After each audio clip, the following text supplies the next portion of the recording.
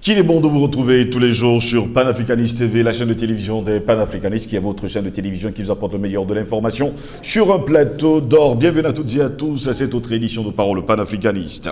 Archipel des Chagos, Londres et Saint-Louis négocient pour quelle perspective? C'est notre grande interrogation. Archipel des Chagos, Londres et Saint-Louis négocient pour quelle perspective? Eh bien, mesdames et messieurs, le Royaume-Uni a accepté d'ouvrir des négociations avec l'île Maurice sur la future rétrocession des îles Chagos, indique d'ailleurs un communiqué du Conseil des ministres de l'île Maurice après sa réunion de vendredi dernier. Cette décision survient après la rencontre entre le Premier ministre mauricien Pravind Jugnauth et son homologue britannique d'alors, Liz Truss, en marge de la 77e session de l'Assemblée générale des Nations unies le 21 septembre dernier, ajoute d'ailleurs le communiqué. La décision de Londres constitue un revirement de politique majeur après des années de résistance et de défaite juridique du Royaume-Uni devant les tribunaux internationaux. Le Conseil des ministres fait aussi état d'une déclaration du ministre des Affaires étrangères britannique, James Cleverly, au Parlement britannique indiquant que l'objectif était de parvenir à un accord avec l'île Maurice au début de l'année prochaine. Lorsque l'île Maurice a obtenu son indépendance du Royaume-Uni en 1968, il faut bien le préciser, mesdames, messieurs, Londres avait séparé les îles Chagos du reste du pays afin de pouvoir louer l'île de Diego Garcia aux États-Unis pour y installer une base militaire. Nous en avons d'ailleurs parlé sous d'autres cieux. Le Royaume-Uni a enregistré, d'ailleurs a ensuite déporté de force plus de 2000 Chagossiens, on parle même d'ailleurs aujourd'hui de plus de 12 000, selon les vrais chiffres, qui ont mené une longue bataille juridique pour revenir. En 2019, la Cour internationale de justice, la plus haute juridiction de l'ONU, avait jugé que la poursuite de l'occupation britannique des îles était illégale et que les îles Chagos faisaient légitimement partie de l'île Maurice. Le Royaume-Uni a ignoré la décision au motif qu'elle était consultative. L'année dernière, nous sommes en 2021, le tribunal international du droit de la mer, basé à Hambourg, a jugé que la revendication britannique sur l'archipel était illégale, mais le Royaume-Uni a également refusé d'accepter cette décision. Mais plusieurs interrogations, mesdames, messieurs, se posent. Est-ce que les États-Unis vont abandonner l'île de Diego Garcia, qui est devenue, on va le dire comme ça, le centre même, pour ne pas dire la plus grande base militaire au monde? Est-ce que les États-Unis vont pouvoir également, on va le dire ainsi, indemniser et surtout indemniser tous les Chagossiens qu'ils ont tués ou encore déportés? En tout cas, nous allons nous interroger au cours de cette édition. Pour répondre à nos questions, nous sommes avec un homme politique, Patient Parfendome, est des nôtres d'ailleurs ce matin, et il va répondre à certaines de nos questions. Patient Parfendome, bonjour, bienvenue à vous. Bonjour Steve Joslingos, bonjour à tous nos nombreux internautes, des téléspectateurs putatifs, n'est-ce pas, de Panafricanist TV. Ils attendent cette télé avec beaucoup, j'allais dire presque d'émotion déjà. Ça avait des trémolos dans la voix, que certains me font la remarque, n'est-ce pas, de cette longue attente qui n'en finit pas. Bonjour à nos valeureux techniciens, bonjour à tous mes amis consultants de cette belle aventure panafricaine qui structure de jour en jour la résistance de l'Afrique vis-à-vis de tous les prédateurs qui ne cessent soit de tourner autour de notre continent, soit déjà qui ont à pleines dents commencé à dévorer, n'est-ce pas, notre mère patrie, notre continent. Et je pense que les Chagossiens font partie de ces victimes qui ont eu le malheur de rencontrer sur leur chemin les colons occidentaux. Et cette fois-ci, ce n'est pas de la France qu'il s'agit, mais c'est de l'Angleterre. On aura le temps d'en parler pour voir comment cette colonisation a été d'une brutalité et d'une barbarie hors pair. Mais surtout, elle permet aujourd'hui à un certain nombre de pays occidentaux, l'Angleterre aidant, d'avoir des domaines maritimes très importants, alors que la superficie réelle de leur territoire n'est pas aussi importante que ça. Je rappelle à ceux qui nous regardent depuis le Cameroun que la superficie du Cameroun est supérieure à celle de l'Angleterre. Mais quand on prend l'ensemble de toutes les îles à travers le globe qui sont sous domination de l'Angleterre, je pense aux îles Falkland, comme ils appellent, mais les îles Malouines, comme l'appellent les Argentins, et d'autres îles qui sont très nombreuses, Vous comprenez donc le drame que vivent certains peuples qui ont eu pour seul, j'allais dire, malheur d'avoir rencontré ces peuples barbares de notre temps chez eux. C'est valable pour l'Angleterre avec, on va le voir tout à l'heure avec les Chagos, c'est valable pour un certain nombre de pays. Et ce qui est encore plus grave dans le cas de ce dont nous allons parler tout à l'heure, c'est-à-dire vous faites même base sur un espace qui n'est pas le vôtre. Vous chassez de cet espace les peuples autochtones qui y sont et vous louez cet espace à une puissance tiers, comme c'est le cas des États-Unis d'Amérique, qui en fait une base, avec toutes les conséquences que nous pouvons imaginer sur le plan cosmogonique, sur le plan culturel, sur le plan ethnographique, etc., etc. Voilà, n'est-ce pas, les bien-pensants de ceux qui nous font des critiques à la Russie en Ukraine, et voilà le traitement qu'ils ont réservé et continuent de réserver à des milliers et des milliers d'êtres humains sur cette planète. C'est tout à fait inacceptable, et c'est ça qui justifie justement des réponses médiatiques comme Panafricanist TV, qui a pris, n'est-ce pas, le taureau par les cornes pour ne pas seulement dénoncer, mais à travers une problématique comme celle des îles Chagos, démontrer la véritable face, la face hideuse de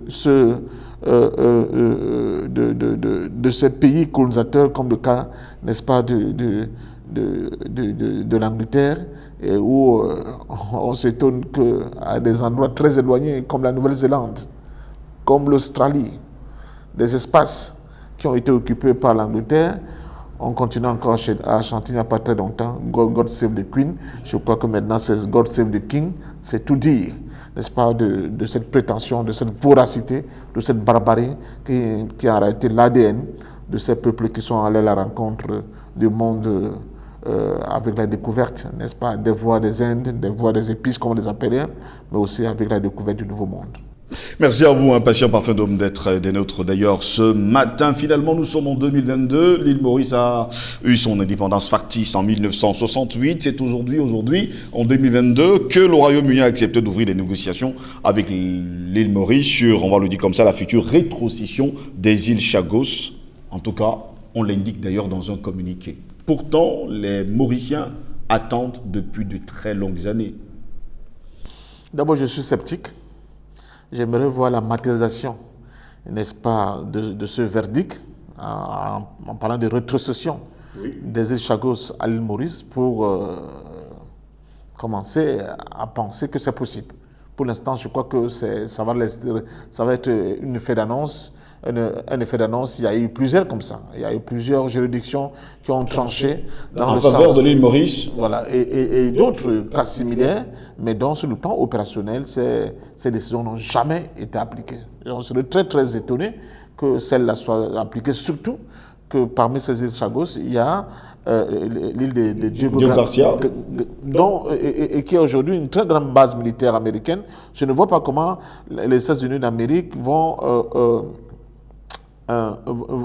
se départir de cette position stratégique en plein cœur de l'océan Indien qu'ils ont, n'est-ce pas, maintenant que nous sommes dans des confrontations assez j'allais dire, sérieuses du point de vue de la géopolitique mondiale, et les confrontations qui peuvent nous mener même à des affrontements directs entre les super grands sur le plan militaire, sur ce monde et sur le plan géopolitique. Oui. J'ai bien l'impression que si les États-Unis, par exemple, ont l'intention plus tard d'avoir une attitude belliqueuse du point de vue militaire, de manière réelle, de manière concrète à Taïwan, ils ne pourront pas le faire s'ils n'ont pas l'appui des îles qui paraissent éloignées, mais qui ont une logistique extrêmement importante pour le déploiement, n'est-ce pas, de ces vis-à-vis d'un espace, par exemple, comme l'Asie du Sud-Est, avec cette mer de Chine, et là, qui sont de Taïwan, bon, qui les oppose à la Chine. Je crois que tout le monde nous a bien compris. Donc, je pense que ça va être compliqué. Ça va être encore une espèce d'effet d'annonce. Oui, on a tranché, mais dans les faits, ça ne sera pas possible. Je rappelle que les dictatures savent se tenir la main. Les hommes riches savent se tenir la main, parce que pour que l'Angleterre puisse venir à bout, j'allais dire, de l'armée argentine dans ce qui concerne les Malouines, il a fallu qu'ils aient l'aide et l'espace chilien qui leur avait été octroyé, les bases militaires chiliennes qui leur ont été octroyées par un certain Augusto Pinochet. Pinochet, oui. Et vous vous souvenez quand le juge espagnol Baltasar Garzón a lancé un mandat d'arrêt contre Augusto Pinochet. Qui a couvert Pinochet? Il a permis de s'extraire, n'est-ce pas, vous savez que ce mandat d'arrêt couvrait complètement toute la zone européenne, n'est-ce pas, Schengen, parce que il n'était pas encore dans le Brexit, donc ils étaient partis prenant de ces accords. C'est la première ministre anglaise, Margaret Thatcher, qui a mis son poids sur la balance et a dit, pour rien au monde, nous n'allons pas livrer M. Pinochet, qui, je vous le dis, a été l'assassin de Salvador Allende, donc un véritable boucher sur Pinochet. Mais on a vu l'Angleterre couvrir Pinochet, ne pas permettre son extradition et le renvoyer tranquillement au Chili, où les morts de sa belle mort se sont dit. Alors qu'on nous dit qu'on traque, que la CPI traque, n'est-ce pas, de prétendus criminels de guerre, n'est-ce pas, en l'Est de la République démocratique du Congo, Dominique Ongwen, de la Lord Resistance Army, et encore là pour nous dire, quelqu'un lui-même qui a été kidnappé par Joseph Kony, on en a fait un enfant soldat, et c'est lui qui était la CPI. Alors que les gens comme Pinochet, qui devaient répondre de leurs crimes devant des juridictions dites impartiales, ont été soustraits, n'est-ce pas, de ces tribunaux, tout simplement parce qu'à un moment donné, ils ont servi de bras armés à l'Angleterre pour continuer de domestiquer un espace insulaire qui ne lui appartenait pas. C'est le cas des îles Chagos, dont je pense beaucoup plus aux populations. Toutes ces longues années, toute cette longue bataille judiciaire, où est le monde? Le monde regarde ailleurs. Le monde regardait ailleurs. Il continue d'ailleurs de regarder ailleurs. Le problème des îles Chagos ne fait pas partie de l'agenda prioritaire de l'ONU. On a l'impression qu'il n'y a rien là-bas. Les gens ont été déportés. Tués, il faut bien préciser aussi. Ils ont massacré et déporté ceux qui étaient encore vivants de leur espace. Et depuis, ces gens crient. Ils disent, nous voulons rentrer chez nous. On en a fait des apatrides. Le monde entier regarde ailleurs. Vous n'écoutez pas le secrétaire général de l'ONU dire un mot. Mais vous écoutez le secrétaire général de l'ONU envoyer des oukases, blâmer la Russie, être dans des combines hors normes, en amonestant, n'est-ce pas, les pays africains qui n'appliquent pas toute la politique liée au Covid-19, etc., etc. Voilà le monde réel. Et ce monde réel-là, malheureusement, va continuer à fonctionner comme ça tant qu'on ne mettra pas assez de poids du point de vue de l'information pour dire aux gens, en réalité, ces pays occidentaux ne se sont jamais départis de leur politique, de leur culture coloniale. Et ils sont toujours, parce que c'est une question d'intérêt. Qu'est-ce qui explique qu'au jour d'aujourd'hui, la France continue cette politique en réalité de colonisation, j'allais dire de territoires d'immigration par excellence de leur population, comme c'est le cas par exemple en Nouvelle-Calédonie. Quand on parle des jeunes d'aujourd'hui, ce qui s'est passé dans le groupe d'Ouvéa, ils ne sont pas au courant. Hein? L'assassinat des leaders Kanak, n'est-ce pas, par les gendarmes français, ils ne savent pas ce qui se passe.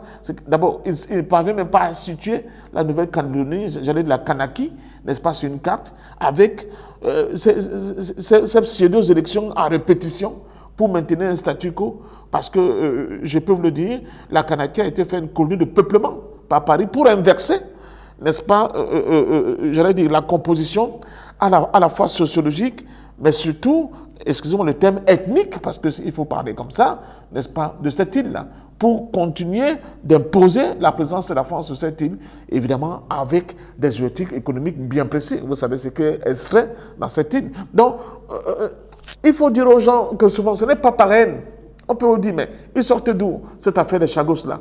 Mais c'est parce qu'il y a une injustice criarde, il y a une violence hors norme contre ces peuples frères, je vous le rappelle, qui sont des Africains, comme nous, et à qui on a tout dénié, complètement tout dénié.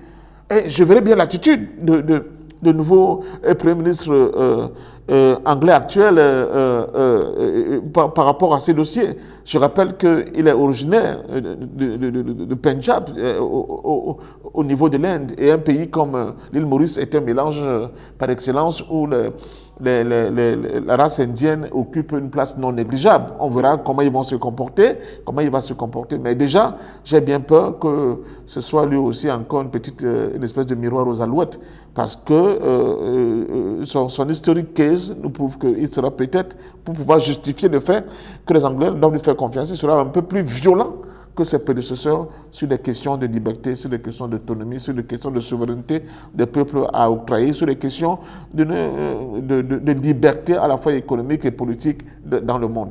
Donc, je ne fais pas beaucoup d'illusions, je dis tout simplement que ça remet à la surface, ça remet, n'est-ce pas, au plein cœur de nos différentes préoccupations, l'attitude des pays occidentaux vis-à-vis de ce qu'ils appellent les pays de la périphérie à laquelle ils sont allés à la rencontre.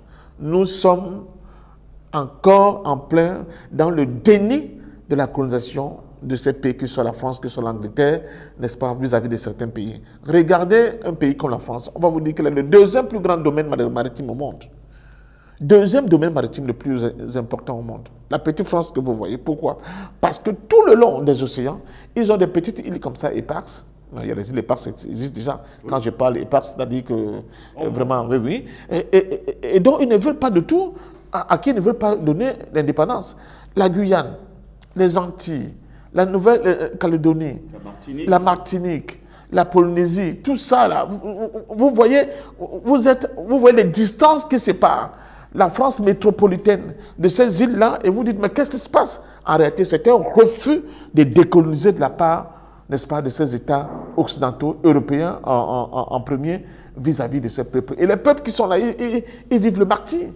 Ils sont obligés de vivre le martyre. On est obligé, par exemple, dans le cas de la Papouasie-Nouvelle-Guinée, de fermer les yeux, même sur les exactions de nos amis comme les Indonésiens vis-à-vis de ces peuples noirs de Guinée. Tout simplement parce que, en réalité, les autres n'ont pas de leçons à leur faire. Au vu du traitement qu'ils continuent d'infliger à des millions et des millions, n'est-ce pas, d'insulaires de ces petites îles à travers le globe, où ils ont décidé de faire même basse. Pourquoi? Parce qu'ils ont des objectifs à la fois politiques et économiques qui, n'est-ce pas, est au centre de l'hégémonie dont ils estiment pouvoir continuer d'imposer au monde. Et ça fait partie d'une géopolitique de la décolonisation qui ne sera possible que quand l'Afrique, notre Afrique, va réellement se libérer, va réellement rentrer dans un processus d'unification de la plupart, sur le plan fédéral évidemment, de la plupart de nos États issus de la conférence de Berlin, parce que c'est quand l'Afrique va changer de nature, parce qu'aujourd'hui elle est dans une nature fondamentalement d'espace dominé. Voilà un continent qui tient d'un seul tenant, à plus de 30 millions de kilomètres carrés, mais qui, de par la manière dont elle est mise en charpie, elle est saucissonnée, elle constitue en réalité un conglomérat de petits batoustans qui ne permet pas à l'Afrique de parler d'une seule et même voix et exiger qu'un certain nombre de contentieux, parce que les contentieux historiques avec l'Occident, nous en avons tellement, et dont la question de Chagos fait partie de ces contentieux-là. Vous m'avez posé la question, est-ce que les États-Unis seront capables de dédommager les Chagossiens qui ont été assassinés et ceux qui ont été déportés? C'est une autre question. Donc, tant que l'Afrique ne sera incapable de parler d'une seule et même voix, tant que l'Afrique ne sera incapable, en fait, d'imposer, j'allais dire, sa masse du point de vue humain, du point de vue politique, du point de vue économique, sur le l'échiquier mondial, évidemment, des petits Chagossiens, excusez-moi quand je parle de petits, ce n'est pas par la taille ni par... vous comprenez parfaitement. L'espace qu'ils occupent vont continuer de subir le martyre de cette colonisation rampante qui ne veut pas mourir.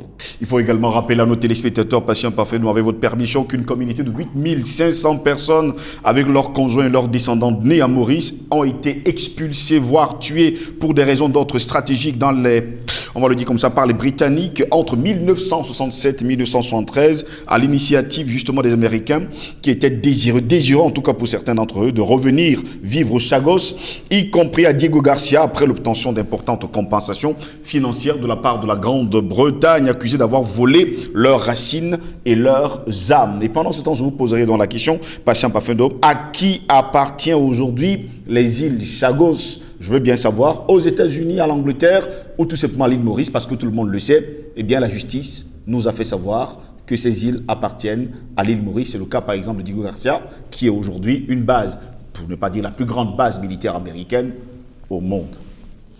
Aux États-Unis, évidemment. Oui. Non, je crois sincèrement que dans les faits, il ne faut pas qu'on se voie la face, dans les faits, les îles Chagos appartiennent à l'Angleterre. Oui. Dans les faits, l'île de Diego Garcia appartient aux États-Unis. C'est ça les faits. Maintenant, du point de vue du droit... Appartient aux États-Unis, pourtant on sait pertinemment que c'est l'Angleterre qui loue l'île de Diego Garcia aux États-Unis. Oui, mais personne ne connaît la nature de ce contrat dans le fond. Ça peut être un bail amphithéotique de 1000 ans, mais personne ne sera plus vivant pour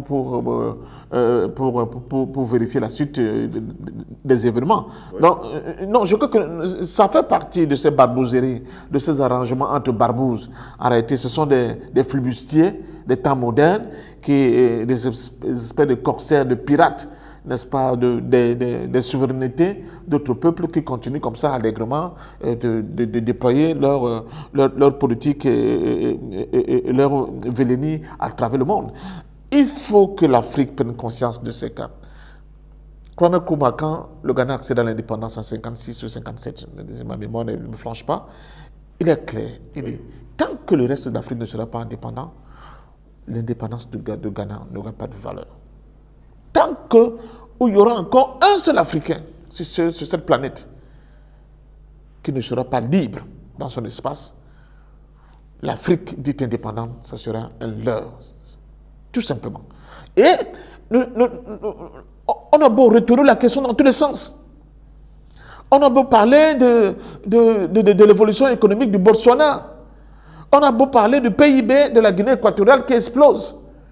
Mais en réalité, ce sont encore des colonies. Ce sont encore des colonies parce qu'elles sont incapables, de par leur santé économique, de par leur PIB qui flambe, de pouvoir peser de leur poids pour résoudre des questions existentielles pour leur propre peuple, comme c'est le cas du peuple chagossien. Et à partir de ce moment-là, on ne peut pas estimer que nous avons une quelconque autonomie, une quelconque souveraineté. Seule l'unité politique de notre continent va nous permettre de le faire. Et je le dis souvent, les gens disent « Ah, c'est trop compliqué ». Je dis « Oui, c'est compliqué parce que vous ne voulez pas voir la réalité, les faits. » Les États-Unis, c'est quoi? C'est un conglomérat d'États. Des États encore, formés de briques et de brocs. Ce ne sont pas des États constitués de véritables autochtones. Vous savez, le sort qui a été, une fois de plus encore, celui des autochtones de cet espace-là. Comme on appelle amérindiens, tout ce que vous voulez.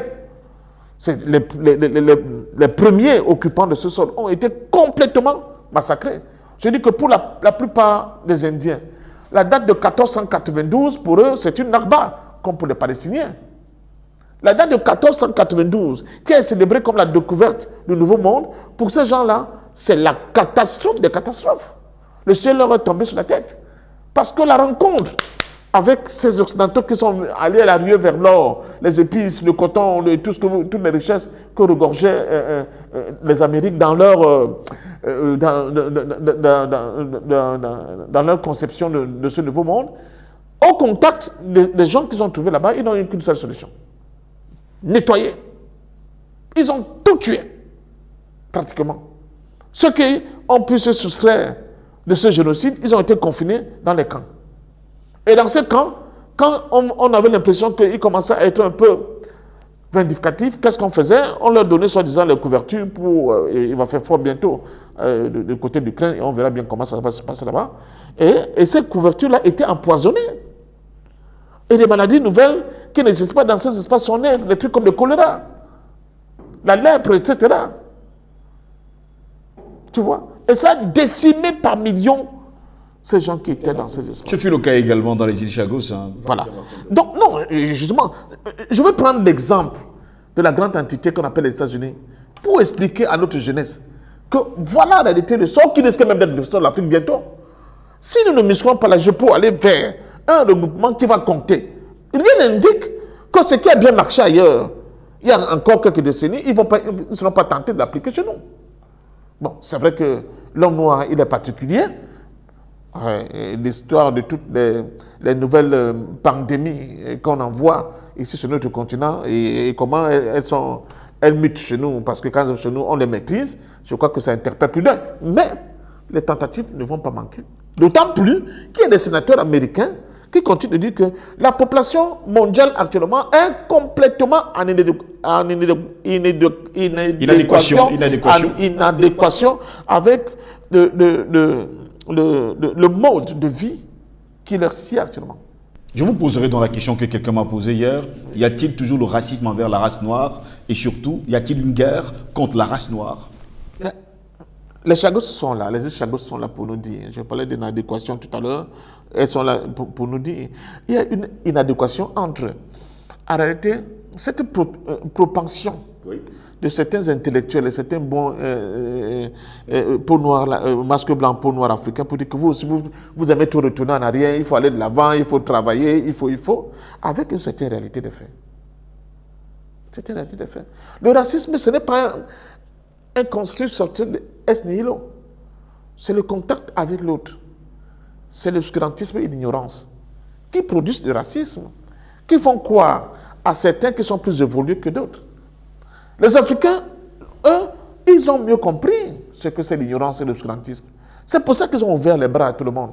Ils ont accueilli les frères qui avaient notre peau dans leurs meilleures universités et centres de connaissances. C'est ça, c'est fille d'Égypte, où tout ce que la Grèce antique a aujourd'hui comme référentiel du point de vue de l'intelligence est venu s'abreuver pour aller, n'est-ce pas, dispatcher de nouveau ces connaissances dans leur espace. Tous les Pythagores, ils sont passés par là. Vous savez très bien, je le cite, il n'est pas le seul, ils sont des milliers, n'est-ce pas, qui sont passés par là. Pourquoi l'Afrique n'a pas été hermétique? Parce qu'elle a compris que des questions comme le racisme, qui est le rejet de l'autre, parce que nous avons une couleur de la peau différente, une espèce de xénophobie, parce qu'on n'a pas la même culture. Ce sont des trucs, c'était des cultures de caniveaux. C'était rétrograde comme attitude culturelle. Il faut ouvrir les bras, parce que l'espace lui-même, l'univers dans lequel nous sommes est une ouverture permanemment de bras, puisque lui s'étend à l'infini et il continue de s'étendre au moment où vous et moi, nous sommes en train de discuter sur ce plateau. Donc l'homme ne peut donc pas construire des espèces de construits à la fois idéologiques et culturels qui limitent l'espace. Ce n'est pas possible. C'est la seule race qui est la leur. Ce n'est pas possible. Parce qu'il y aura une contradiction de la contradiction qui va arriver à un moment donné et va mettre en mal cette volonté de cohésion sur la base de la race. Et c'est ce qui s'est passé avec la Seconde Guerre mondiale et le nazisme. Donc, je crois que c'est l'ignorance, l'obscurantisme qui conduit ces gens à se comporter comme ça. Donc oui, il y a encore beaucoup d'ignorants, d'analphabètes politiques en Occident, d'analphabètes tout court en Occident. Et c'est pour cela qu'ils reproduisent le racisme. Vous avez suivi encore ce qui s'est passé au Parlement français dernièrement et le saupoudrage de notre Nous en parlerons dans un instant. de quelques jours, des conneries comme ça. Mais vous avez suivi. Donc quand on le dit, ce n'est pas une vue d'esprit. Ce sont des faits. Ceux qui vivent dans ces espaces-là, qui sont nos frères, ils nous le rapportent tous les jours. Ce sont des faits. Mais ce qui est dangereux dans cette culture, dans ce comportement, c'est que les victimes que nous sommes, une bonne frange de ces victimes, ont fini par incorporer, n'est-ce pas, ces espèces de lucioles du point de vue d'une certaine réalité comme des évidences. Au point où vous allez trouver... Je prends un exemple. Si vous allez aujourd'hui dans votre village avec un ami blanc, vous avez 90% de chances de voir les gens avoir tendance à aller vers ce blanc. À lui donner beaucoup plus de respect. À lui donner beaucoup plus d'espace. Si votre ami blanc vous ramène chez lui, dans son espace qui est propre en Occident, vous allez voir le traitement qui vous sera réservé. Et c'est ça qui pose la question, souvent, des Noirs que nous sommes. C'est-à-dire qu'une certaine frange des Noirs ont fini par intégrer le fait qu'ils sont inférieurs à ces autres frères. Je les appelle les frères parce que c'est le genre humain, tout simplement parce qu'avec la différence de la peau, ils ont l'impression qui sont plus importants que nous. Et c'est vrai, bon, les nouvelles religions, les régions qui ont envahi l'Afrique ne nous ont pas beaucoup aidés, surtout les premières. Il est grand temps qu'on continue à travailler profondément sur cette question-là, n'est-ce pas, de démystification, n'est-ce pas, de la peau blanche, de la race blanche, de la culture blanche, de ce que se fait de bien qui ne peut être que blanc. Et ça passe par l'éducation. Ça passe par faire la capacité, n'est-ce pas, en créant une masse critique acceptable, de faire reculer autant pour moi l'obscurantisme et par définition, j'allais dire à force de taper là-dessus, finir par déconstruire ce mythe abject qui en réalité ne doit plus continuer d'exister. Et ça, c'est le gros du morceau que nous avons aujourd'hui. Certes, si les chaînes sont parties des pieds et des mains, comme disait quelqu'un, ils se sont bien enfoncés dans notre petite cervelle, et c'est là le drame. Et pendant ce temps, nous allons attendre avec beaucoup d'impatience justement les négociations entre l'Angleterre et sans oublier l'île Maurice, et on espère tout simplement voir l'application justement de cette décision qui est de remettre les îles Chagos, on va le dire, à l'île Maurice. Merci à vous, patient parfait, d'avoir été dans notre ce matin. C'est moi qui vous dis merci, mais je crois qu'au-delà de l'île Maurice, il faut que les entités, à la fois continentales, c'est le cas par exemple de l'Union africaine, les entités sous-régionales, ça peut être la SADC, ça peut être les États de l'Afrique de l'Est, mettent un point d'honneur au règlement de ce problème. Pourquoi? Parce que laisser l'île Maurice dans un mano à mano permanent avec l'Angleterre ne va pas apporter assez de tonus à cette revendication-là. Il faut que cette revendication se trouve être la revendication de tout un continent, sur le plan politique et sur le plan, j'allais dire, idéologique, ça compte et ça peut faire basculer complètement la tendance. Mesdames, Messieurs, au plaisir de vous retrouver très prochainement pour une nouvelle édition de Parole panafricaniste. Passez une agréable journée. N'oubliez surtout pas de rester sur Panafricaniste TV, la chaîne de télévision des panafricanistes. Bonne journée à toutes et à tous.